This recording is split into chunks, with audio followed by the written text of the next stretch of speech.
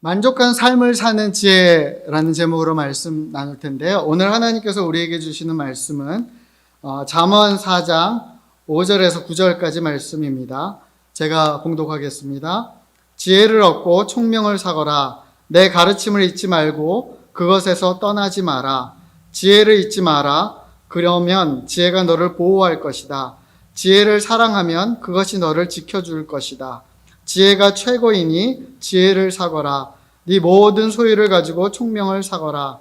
지혜를 존중하여라. 그러면 지혜가 너를 높여줄 것이다.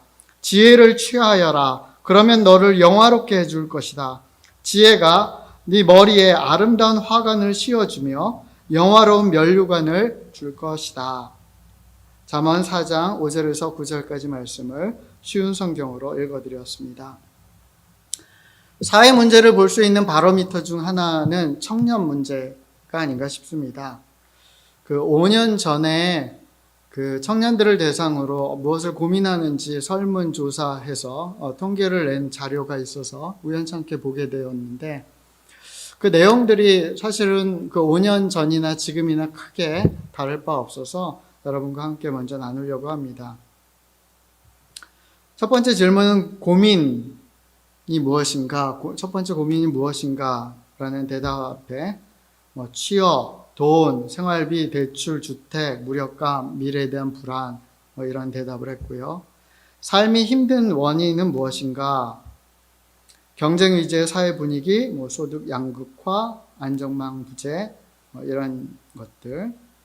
한국 사회의 주요 문제는 무엇인가? 라는 질문에 정치개혁, 복지, 일자리, 경제 양극화.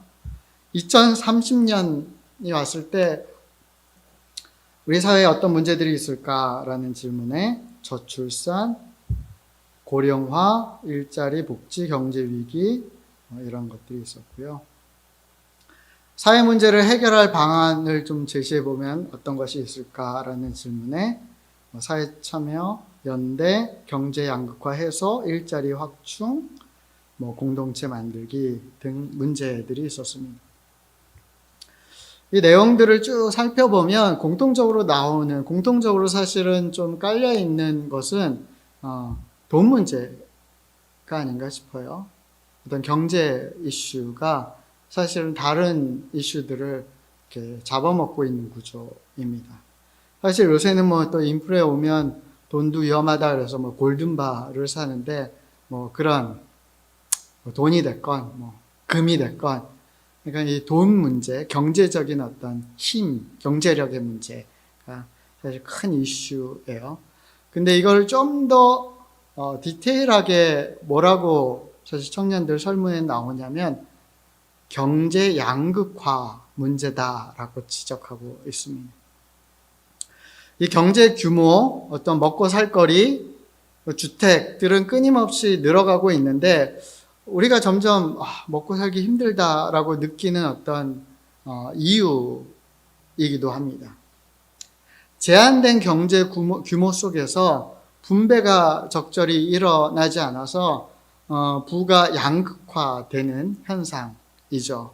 이것 때문에 많은 사람들이 불안해하고 청년들이 사실은 몇% 세대 이래서 포기하는 일들이 잦아지게 되고 불행감을 느끼게 되고 미래에 대해서 좀 어려워하게 되고, 그래서 결혼이나 출산이나 이런 것들을 자꾸만 포기하게 되는 그런 문제들을 야기시키죠. 우리 생활의 다양한 이슈들, 진학, 취업, 휴직, 결혼, 출산, 자녀 교육, 투자, 내 집 마련, 보험, 연금, 노후 설계 등등 이런 수많은 이슈들도 사실 경제 이슈들이잖아요. 근데 이 수많은 이슈들 앞에서 우리가 고민하는 이유는 사실은 우리가 갖고 있는 경제력이 제한되기 때문에 그런 거죠. 우리가 무한정 쓸 수 있는 돈을 갖고 있다면 지금처럼 이거 뭐를 선택하고 뭘 포기해야지, 이거를 내가 선택하게 되면 이런 문제들이 야기될 텐데 어떡하지, 미래가 없어지면 어떡하지, 이런 고민을 하게 되겠지만, 우리가 무한정 계속 돈을 공급받을 수 있는 어떤 루트가 있다면 사실 우리는 그런 고민을 하지 않게 되고 다른 고민으로 넘어갈 것이에요. 근데 어찌됐건 현실은 우리는 제한된 경제력을 갖고 있고 그 안에서 결국 꼭 필요한 것 그리고 어떤 것에 우선순위를 둬야 되는지 끊임없이 우리는 사실은 연구해야 되고 선택할 수밖에 없는 거죠. 우리가 지금 읽고 있는 잠언 말씀은 굉장히 현실적인 책입니다. 이러한 현실들 속에서 더 나은 삶을 살기 위해서 우리는 어떤 선택을 하는 것이 지혜로운지에 대해서 우리에게 수많은 가르침들, 교훈들을 주고 있는 책입니다. 잠언 말씀을 보면 어떤 것을 하는 것이 유익이다, 어떤 것을 선택하라, 뭐 이런 말씀들이 많이 나오는데요. 가장 근간을 이루는 선택은 하나님을 경외하는 지혜를 선택할 것인가, 아니면 당장 우리에게 필요한 것, 우리가 쓸 수 있는 어떤 돈, 금은, 어떤 보화들을 선택할 것인가. 이 두 가지 어떤 큰 그 덩어리, 두 가지 선택에 대해서 말씀하고 있습니다.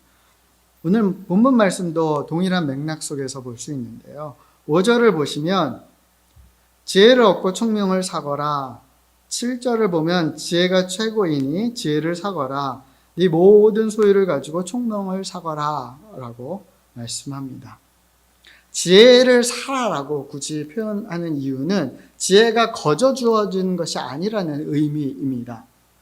돈을 지불하고 물건을 사듯이 대가를 지불해야만 얻을 수 있는 것이다 라는 뜻이죠. 대가를 지불한다는 것은 뭔가 대신 내가 내어놓는 거죠. 포기하는 것을 의미합니다.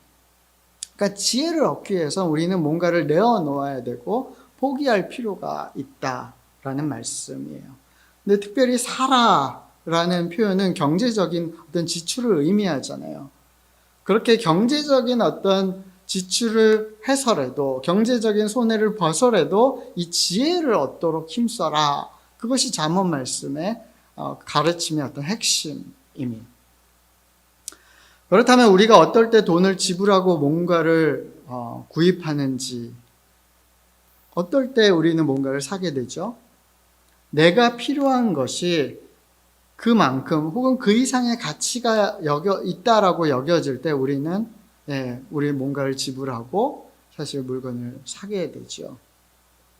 그 이번 주 저희 카페에 큰 식물 화분을 2개를 구입했는데요. 그 중에 한 화분이 저는 굉장히 흡족하고 만족스럽고 그걸 볼 때마다 기분이 좋습니다. 사진 보시면요. 저 식물의 이름이 알로카시아라는 식물인데요. 제가 한 달을 막 검색하다 이 식물을 꼭 사고 싶다 하다가 마침 이번 주에 이제 도매 시장에 가서 이 식물을 여러 가게를 전전하다가 가장 싼 곳에서 가장 크고 멋진 것으로 또 흥정을 해서 5,000원이나 깎아서 35,000원에 샀어요. 저게 거의 한 2m 되는 쌍대로 있기 때문에 사실 굉장히 비싸거든요. 근데 35,000원에 구입을 했고 화분은 2만 원에 구입하고 뭐 흙이나 뭐 거름 같은 걸 좀 채워서 한 6만 몇천 원에 이제 이 화분을 얻게 됐습니다.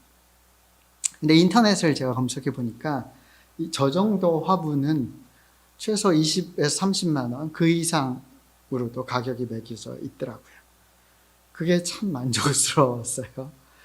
난 6만 몇천 원을 썼는데 지불했는데 내가 얻은 거는 2, 30만 원이 된 거죠. 아주 만족스럽고 즐거웠습니다.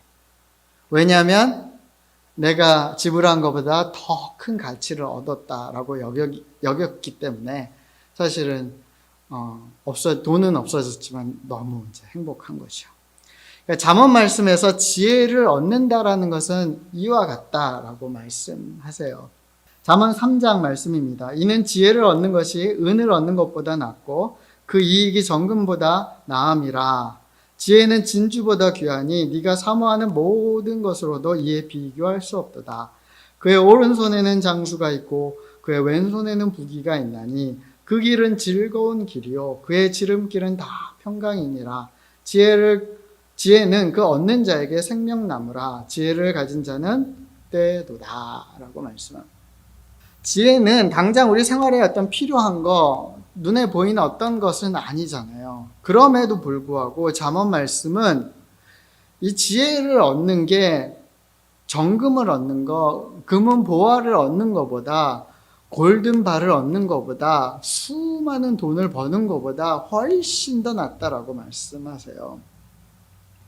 우리가 정말 수고하고 아니면 대박이 나서 돈다발을 막 긁어 모으는 것보다도 우리의 삶을 더 행복하게 하고 만족시키는 어떤 가치를 갖는다라는 의미예요. 그래서 15절에 보면 네가 사모하는 모든 것으로도 이에 비교할 수 없는 것이 있는데 그게 지혜다. 지혜를 얻는 것이다 라고 말씀해요. 그만큼 지혜는 무한한 가치를 갖는다는 거예요. 16절에 보시면 그의 오른손에는 장수, 오래 사는 게 있고 그의 왼손에는 부귀, 어떤 풍요로움이 있다라고 말씀하세요. 탈무드의 유명한 격언이 떠오르는데요. 아이에게 물고기를 주기보다 물고기 잡는 법을 가르치라. 이 격언의 의미는 당장 물고기 입에 넣어주는 것보다 물고기 잡는 법을 가르쳐주면 그 아이가 평생을 그 물고기를 잡아서 먹을 수 있는 그 풍요로운 삶을 계속 지속할 수 있다는 거죠. 물고기 그냥 주면 그냥 그걸로 그날 끝인데 이걸 계속 지속할 수 있다는 거예요. 이처럼 지혜를 얻는다는 거, 우리가 대가를 지불하고 지혜를 산다라는 것은 당장은 뭔가를 돈을 없어지고 뭔가를 잃어버리는 것이지만, 하지만 지혜가 돈처럼 아니면 당장 내 배를 채울 수 있는 음식처럼 그렇게 만족스러운 것이 아닐지언정 지혜는 끊임없이 우리에게 어떤 가치를 창출해주고 풍요로운 것을 누릴 수 있는 삶의 방식을 우리에게 제공해 준다. 그런 의미인 거예요. 그래서 17절에 보면 그 지혜의 길을, 그 지혜를 선택하는, 지혜롭게 살아가는 인생의 길은 즐거운 길이고 평강이 넘쳐나는 그런 길이, 삶이 될 것이다 라고 말씀하는 거죠. 한마디로 얘기하면 하나님이 권하시는 그 지혜를 선택하고 지혜를 통해 살아가는 삶은 아주 만족한 삶이 될 것이다. 만족스러운 삶이 될 것이다 라고 말씀합니다. 이 점이 많은 돈이나 골든바와는 전혀 다른 차원의 것인 거예요. 여러분 솔직히 말씀드리면 실제로 많은 돈은 수많은 유익이 있죠. 재물이 많아질수록 우리는 굉장히 더 풍요롭고 부유하게 할 수 있어요. 돈이 많아지면 여러분 어떤 거 할 수 있을까요? 아주 막 웅장하고 거대한 저택, 막 마당도 넓고 수영장도 있고 막 극장도 있고 이런 저택을 살 수 있겠죠. 고품질의 그리고 아주 편리한 가구들과 전자제품들을 가득 채워넣고 사용할 수 있고, 교통수단도 차도 종류별로 오토바이, 비행기 여러 대 놓고 운전사들도 다 고용해서 어디든 편리하게 빨리 갈 수도 있겠죠. 미슐랭 3스타 셰프들을 고용해서 몇 끼마다 훌륭한 식탁, 건강한 식탁을 꾸미고 집안일 담당하는 고용인들을 둬서 일하지 않고도 아주 편안하게 지낼 수 있고, 우리 자녀들은 또 전담 교사가 교육도 하고 수많은 일들을 이 재물들은 할 수 있고 우리에게 풍요로운 생활을 가져다 줄 수 있어요. 잠언은 실제로 그런 일들이 가능한 것에 대해서도 얘기해요. 그리고 더해서 재물이 많아지면 친구도 많아진다고 얘기해요. 그러니까 인간관계도 더 풍요로워지는 거죠. 그리고 잠언 10장에 보면 부자의 재물은 그의 견고한 성이 될 거다. 그러니까 그의 생활을 아주 튼튼하게 지켜줄 수 있는 것이 그의 재물이다 라고 얘기해요. 그 정도로 재물은 굉장한 매력이 있죠. 굉장한 큰 유익을 줘요. 그래서 우리가 사실 포기하기가 쉽지가 않은 거죠. 이 욕심을 어떻게 내려놓기가 어려운 거 아닌가 싶어요. 그럼에도 불구하고 잠언은 이 재물의 어떤 한계, 또 이 재물이 결국 우리에게 가져다 주는 어떤 어려움들에 대해서도 얘기해요. 그래서 10장의 16절을 보면 악인의 소득은 죄에 이르니라. 그러니까 처음부터 악한 거는 아니지만 자꾸만 욕심을 갖고 돈을 사랑하고 뭔가를 더 가지려고 하고 나만을 위해서 쓰다 보면 그게 악해지는데, 그런 소득은 죄에 빠지게 하고 우리를 죄의 올무에 가둬버리게 하는 것이 될 것이다 라고 말씀해요. 그리고 재물은 진노하시는 날에 무익하나 공의는 죽음에서 건짐이니라. 그래서 재물은 또 어떤 한계가 있냐면 가장 인생에서 중요한 순간 우리가 죽음 앞에서 아무 의미, 아무 힘도 쓸 수 없는 거예요. 우리 그건 너무나 잘 알잖아요. 어떤 부자도 죽음 앞에서는 장사가 없는 거예요. 재물이 줄 수 있는 것은 단지 이 땅에서의 어떤 풍요로운 삶인 거죠. 재물이 줄 수 있는 풍요로운 삶은 만족한 삶은 아니에요. 그래서 전도서 5장 10절에 보면 돈을 사랑하는 사람 치고 돈에 만족하는 이가 없고 재물을 사랑하는 사람 치고 자기 수입에 만족하는 이가 없다. 이것 역시 허무한 일이다 라고 말씀해요. 그러니까 돈을 사랑하고 돈을 통해서 뭔가 자기의 삶의 그런 풍요로움과 부요함을 계속 채우려고 하고 욕구를 채우려고 하는 사람들에게는 오히려 그게 만족될 것 같은데 만족이 없다는 거예요. 그러니까 욕구를 채우는 게 만족은 아니잖아요. 그러니까 그 만족이 없는 거예요. 그러나 잠언이 분명하게 말씀하시는 것은 지혜는 우리에게 만족한 삶을 가져다 준다라는 거예요. 그래서 은금보다 반드시 지혜를 얻어라, 지혜를 사라. 그렇게 잠언은 우리에게 권면하고 계십니다. 잠언 23장 23절에 보니까 진리를 사되 팔지는 말며 지혜와 훈계와 명철도 그리할지라 라고 말씀해요. 그러니까 우리 생활의 대다수 것들은 사실 필요하면 사고 없어지면 팔아버릴 수 있는 그런 것들이잖아요. 하지만 이 잠언 말씀은 지혜, 진리, 훈계, 명철 이런 것들은 어떤 경우에도 결코 팔아서는 안 되는, 그러니까 마지막까지 꼭 지켜야 되는, 우리의 삶을 꼭 우리의 삶에 있어야 되는 근간이 되는 어떠한 것, 우리의 삶을 정말 나된 삶처럼, 나다운 삶처럼 참된 삶으로, 만족스러운 삶으로 만드는 어떤 기초다라고 설명하고 있는 거죠. 특별히 잠언에서 거듭 강조하고 있는 지혜에 대해서 포인트를 맞춰서 그럼 지혜는 무엇인가? 잠언 9장 10절입니다. 여호와를 경외하는 것이 지혜의 근본이고 거룩하신 자를 아는 것이 명철이니라. 그러니까 지혜는 여호와를 경외하는 것이라고 설명해요. 이 말씀은요, 잠언의 15번에 걸쳐서 계속해서 강조돼요. 지혜의 핵심은 여호와를 경외하는 거다. 여호와를 경외한다는 게 뭐죠? 온 세상을 창조하신 창조주, 주관하시는 분, 소유주, 심판자 되시는 여호와 하나님을 범사에 인정해 드리는 거예요. 우리 삶에 연관되는 모든 게 결국 하나님께 달려있음을 인지하고 알고 우리의 삶을 하나님 중심으로 재편하는 것, 그게 여호와를 경외하는 것이죠. 하나님과 함께하면 겁날 것이 없지만 하나님이 떠나가시면 우리의 삶은 전부를 잃어버린 것처럼 허망하다라는 것을 미리 알고 하나님을 붙잡는, 하나님으로 채우는 것, 그게 여호와를 경외하는 것이에요. 그래서 여호와를 경외하는 것은 악을 미워하는 것이다. 나는 교만, 거만, 악한 행실, 패역한 입을 미워한다라고 얘기해요. 왜냐하면 이러한 것들이 하나님을 떠나게 만들기 때문에, 하나님과 함께할 수 없도록 만들기 때문에, 하나님 중심된 삶을 살지만 하나님으로 말미암아 공급받는 모든 루트를 차단시켜 버리기 때문에 나는 이걸 미워한다는 거예요. 나는 늘 하나님과 함께하기를 원하고 하나님을 경외하며 그분과 동행하기를 원한다는 거죠. 여러분, 여호와를 경외하는 것이 우리 인생의 가장 탁월한 투자이고 가장 가치 있는 결정입니다. 잠언 19장 23절입니다. 여호와를 경외하면 형통하고 만족감을 얻으며 재난을 피한다.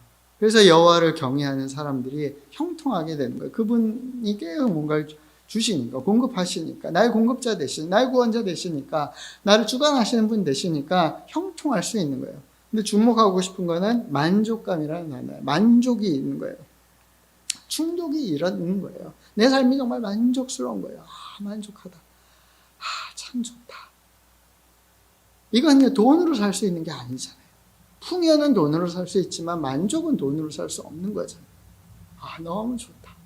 내 마음 깊은 곳에 솟아나는 이 샬롬이 내 생활 구석구석을 채우는 샬롬이 너무 좋다. 만족하는 것. 여호와를 경외하는 사람, 지혜로운 사람은 이 만족감이 있다라고 성경은 분명히 말씀합니다. 디모데전서 6장 6절입니다. 자족하는 마음이 있으면 경건은 큰 이익이 되느니라. 이 자족한다. 이거 스스로 만족하는 마음인 거예요. 그것은 경건의 큰 이익. 경건이 뭐예요? 하나님과 함께하는 것, 하나님과 동행하는 것, 하나님을 경외하고 하나님과 모든 상황 속에서 같이 하고 하나님을 중심으로 살아가는 것, 그게 경건이잖아요.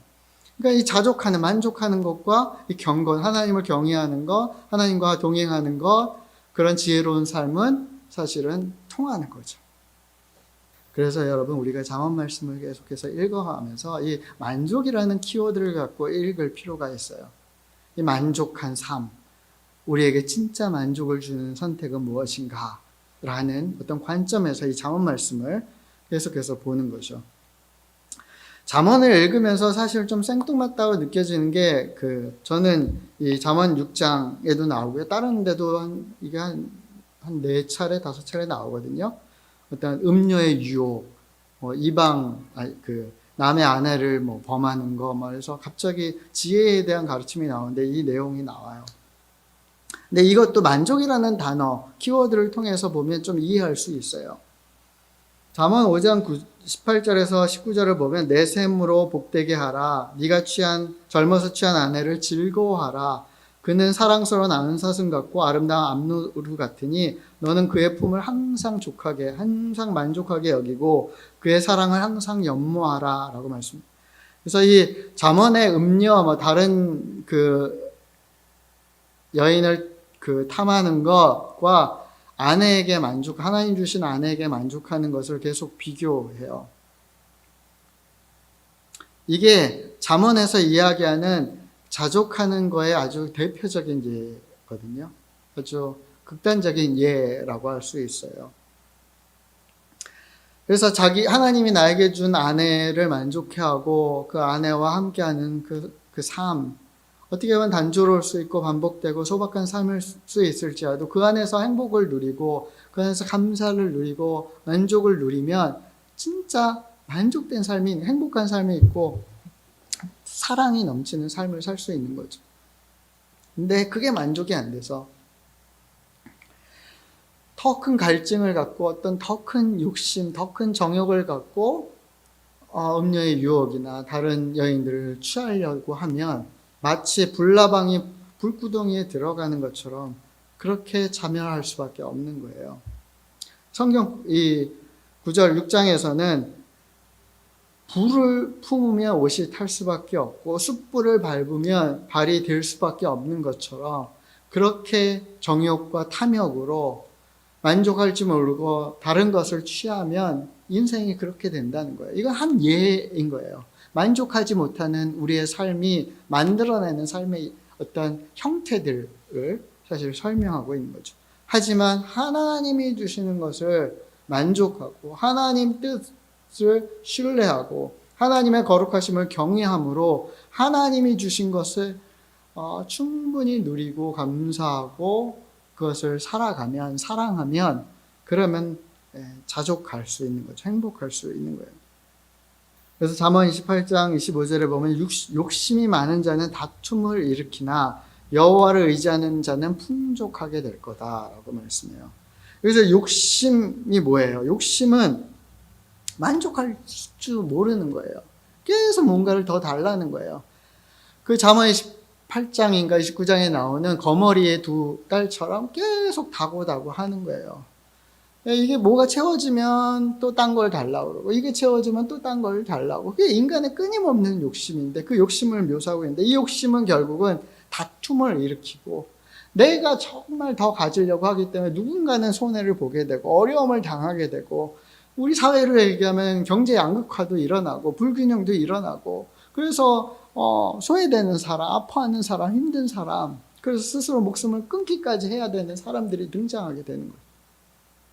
하지만 여호와를 의지하고 여호와 하나님께서 우리에게 허락하시는 것, 그리고 여호와 하나님께서 우리에게 날마다 일용할 양식을 주심을 신뢰하고 나아가는 사람은 풍족하게 될 거다. 여기서 풍족한 게 다쉔이라는 히브리어가 쓰이는데 살찌다, 만족하다라는 의미예요. 이게 단지 그냥 우리의 삶이 풍요로워진 것만을 의미하는 게 아니라 우리의 마음이 살찌워지고 만족하게 되는, 풍족하게 되는 것을 의미해요. 욕심으로는 그게 일어나지 않는데 만족이 하나님을 의지할 때 이 만족이 우리에게 오는 거죠. 근데 이 하나님으로부터 이 만족이 오면 어떤 일들이 일어나냐면 이 만족은요, 더 큰 만족으로 부풀어 올라요. 더 큰 만족으로 계속 확장되는 성격을 가져요. 하나님의 만족은. 성경은 그 확장되는 만족의 모습을 구제함으로 말씀하고 있어요. 그러니까 구제, 다른 사람들에게 뭔가를 나눠주는 거예요. 베풀어 주는 거예요. 내가 만족된 것을 다른 사람들에게도 그 만족을 주는 거죠. 그래서 잠언 11장에 보면 흩어 구제하여도 더욱 부하게 되는 일이 있나니 과도하게 아껴도 가난하게 될 뿐이라. 구제를 좋아하는 자는 풍족하여질 것이요 남을 윤택하게 하는 자는 자기도 윤택하여질 것이다. 그러니까 남을 윤택하게 하는 자, 남을 더 풍요롭게 하는 사람, 만족시키는 사람은 자기도 그렇게 된다는 거예요. 여기서 윤택하다는 라바라는 동사가 쓰이는데 갈증이 풀리는 거, 충족되는 거, 만족되는 거예요. 뭔가 좀 갈증, 공허하고 뭔가 채워지지 않고 뭔가 좀 부족함을 느끼고 그래서 뭔가 계속해서 원하는 상태, 욕심의 상태가 아니라 그 갈증이 해소되고 만족되는 상태가 되는 거예요. 어떻게 하면? 남을 그렇게 라바하면, 윤택하게 하면, 갈증을 해소시켜주면, 만족시켜주면 그럼 내가 그렇게 된다는 거예요. 이 가르침은 예수님의 산상수훈에서 대표적으로 나오잖아요. 마태복음 7장 12절 무엇이든지 남에게 대접받고자 하는 대로 너희도 남을 대접하라. 이것이 율법이요 선지자니라.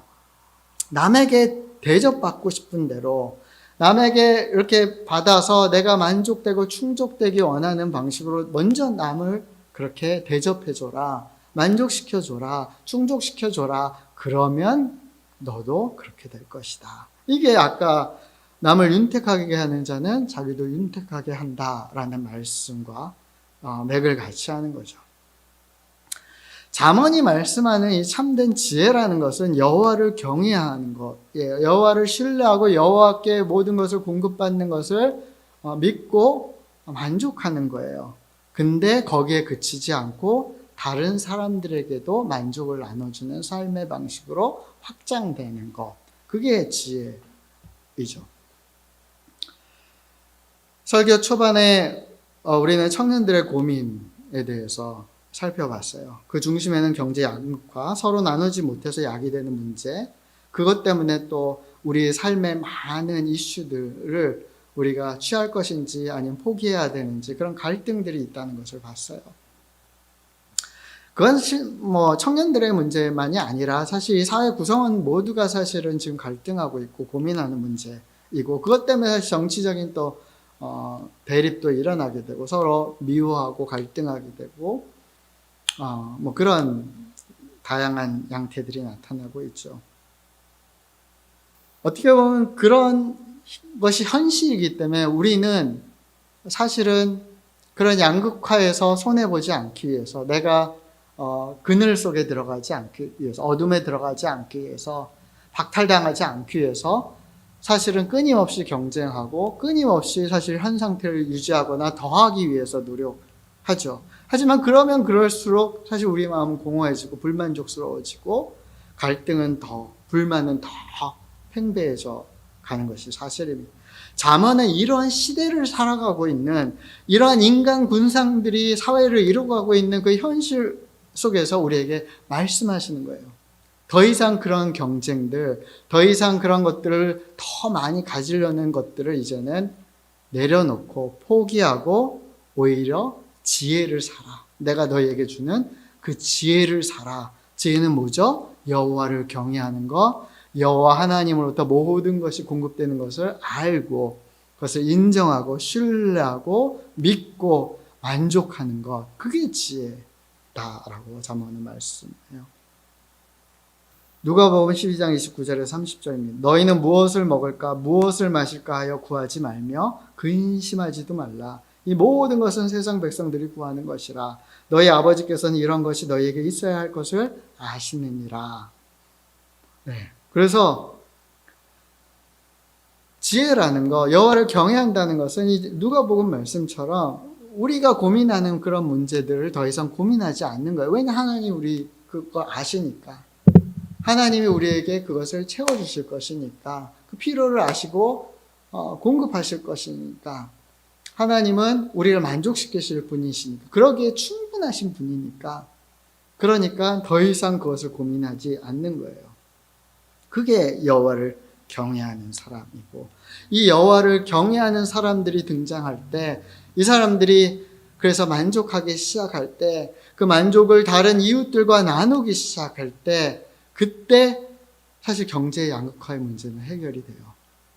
여러분, 어떤 사회적인 이념이나 정치적인 어떤 입장이나 진영 논리가 사실 이 문제를 해결할 수 없어요. 왜냐, 이게 인간의 아주 뿌리 깊은 탐욕과 욕심과 연관이 있고, 거기서부터 나오고, 불신과 연결이 있는 거예요. 불안과 연결이 있는 거예요. 불안하고 불신하기 때문에 사실은 계속해서 이제 좋은 어떤 법안이 만들어지고, 좋은 어떤 제안이 있고, 좋은 지도자를 통해서 어떤 제도가 있어도 사람들은 사실 그걸 유지하기가 어려운 거예요. 불안하니까. 믿을 수 없으니까. 그걸 만족이 안 되니까, 충족이 안 되니까 다른 것을 내가 더 가지려고 하는 것이 인간의 어떤 욕심이니까 그걸로는 안 되는 거예요. 더 가진 사람 걸 뺏어서 이쪽에 주면 될 것 같지만 풍선육부처럼 한쪽을 눌러버리면 한쪽이 커지잖아요. 그럼 이쪽에서도 불만이 생기는 거예요. 그럼 이쪽을 누르면 이쪽이 커지는 거예요. 그것처럼 이 끊임없는 역사의 싸움인 거잖아요. 근데 잠언은 우리에게 말씀하는 거예요. 참된 지혜, 여호와를 경외하는 지혜, 모든 것을 하나님으로부터 공급받고 모든 삶이, 이 사회의 모든 근간이 하나님으로부터 말미암는 것을 경외하는 사람들, 인정하는 사람들, 알고 믿고 신뢰하고 만족하는 사람들, 그 만족이 너무 좋아서 다른 이웃과 그것을 나누는 사람들이 등장하기 시작할 때, 교회가 그 기능을 다시 회복할 때, 그때 사실은 그 이슈들은 해결되고 함께 만족하는 삶, 함께 즐거워하는 삶, 함께 사랑하고 행복할 수 있는 삶의 그 길들이 열리게 될 것이다. 경건의 중심에는 그와 같은 여호와를 경외하는 지혜가 있다라고 성경은 우리에게 말씀해요. 그래서 디모데전서 6장 6절에는 경건의 큰 유익은 자족하는 마음, 그리고 경건은 하나님을 경외하고 하나님과 동행하는 삶이다, 믿음이다라고 말씀하는 거죠. 그 맥락 속에서 야고보서 말씀을 보면 너무 이해가 잘 되는 거죠. 하나님 아버지 앞에서 정결하고 더러움이 없는 경건은 곧 고아와 과부를 그 환난 중에 돌보고 또 자기를 지켜 세속에 물들지 아니하는 그것이니라. 그러니까 이 하나님 앞에 정결하고 거룩한 경건이라는 것은 두 가지인데, 하나는 고아와 과부들, 소외된 사람들, 약자들을 돌보고 그들을 윤택하게 해주는 거예요. 만족시켜 주는 거예요. 충족시켜 주는 거예요. 그럼 우리에게도 그 만족이 또 오는 거죠. 그런데 그것을 계속 유지하기 위해서 두 번째 뭐를 가르치고 있냐면 자기를 지켜야 돼요. 세속으로부터 물들지 않게. 이 세상의 이 씨름들, 이 세상의 경쟁 구도, 이 세상의 탐욕들, 이 세상의 불신과 불안들, 그래서 서로 더 가지려고 하다 보니까 서로 자기 입장만을 내세우려고 하다 보니까 무너지는 이 세속적인 모습들에 내가 무너지지 않는 거예요. 그 세속에 물들지 않고 내 경건을 지키는 거예요. 내 거룩함을 지켜서 하나님을 경외하는 것을 포기하지 않는 참된 지혜를 계속해서 유지하는 삶을 사는 거죠. 그럴 때 우리는 더 이상 경제 양극화, 불안하고 미래가 불안하고 힘들고 불행하고 불만족스럽고 이런 사회적인 이슈에 함몰되지 아니하고 오히려 항상 기뻐하고 항상 감사하고 함께 공존하는 공동체를 이루고 그렇게 나아갈 수 있는 거죠. 하나님의 뜻이 하늘에서 이루어진 것처럼 이 땅 가운데 하나님의 뜻이 이루어짐을 보고 하나님의 나라의 영광을 보는 그런 삶으로 나아가게 되는 거죠. 우리는 그것을 신뢰하는 사람이고 소망하는 사람들이고 그것을 선택하는 사람들입니다. 사랑하는 여러분, 우리가 정말 하나님이 제시하는 이 참된 지혜를 위해서 우리가 이 세상에서 배운 그 경쟁 구도 속에서 배운 그런 것들을 때로는 기꺼이 포기하고 내려놓고 하나님의 그 거룩함, 그 경건이 우리에게 가르쳐 주시는 서로에게 만족을 주는 삶을 선택하는 그 지혜를 배우기를 원합니다. 한 주를 살아가면서 우리가 한 주 동안 잠언 말씀을 계속해서 배워가면서 함께 만족하는 그 길을 발견하기를 원하고 하나님의 만족이 나의 만족이 되는 그 놀라운 비결을 우리가 취하게 되길, 그래서 그 지혜를 한 명도 빠짐없이 다 구입하게 되는 그 지혜로 말미암아 살아가게 되는 그런 행복한 삶을 사는 우리 모두가 되길 예수의 이름으로 축원합니다. 우리 한국 사회도 그러한 사람들이 많이 등장해서 정말 빨리 정상화되고 회복되고 그래서 우리의 젊은이들이 살아갈 앞날 그 미래들이 복원되는 그런 사회가 되길 간절히 소원하고 기도합니다. 우리 함께 기도하겠습니다. 할렐루야. 하나님 아버지 감사합니다. 여호와를 경외하는 것이 우리의 지혜임을, 지혜의 근간임을 우리가 깨닫게 하시고 우리의 삶의 모든 것들이 주로 말미암고 주로 시작되었고 주님으로 마무리되는 것을 우리가 두려움을 갖고 경외함을 갖고 이해하게 하시고 깨닫게 하시고 그래서 우리의 삶을 주님 중심으로 재편하며 주님으로부터 말미암아 공급받는 정말 끊임없이 샘물처럼 솟아나는 그런 삶을 살 수 있도록 그 지혜로운 삶의 선택을 할 수 있도록 그로 인해서 만족하고 만족을 나누는 삶을 살 수 있도록 하나님 우리의 삶을 주님 재편시켜 주시고 거듭나게 하여 주시옵소서. 예수 그리스도의 그 십자가의 그 놀라운 사랑으로 우리의 삶을 그렇게 새롭게 하셨고 믿음을 갖고 예수를 선택하는 사람들마다 그 만족스러운 삶을 살게 됨을 허락하신 주님을 찬양합니다. 오늘 한 주도 이 한 주도 앞으로의 우리의 삶도 그러한 복음의 삶, 기쁨의 삶이 되게 만족한 삶이 되게 주님 축복하여 주시옵소서. 우리 사회가 그러한 삶으로 나아가는 그런 사회 될 수 있도록 긍휼히 여겨 주시옵소서. 살아계신 예수 그리스도 이름으로 감사하며 기도드립니다. 아멘. 할렐루야. 한 주 동안 만족스러운 행복한 삶 사십시오.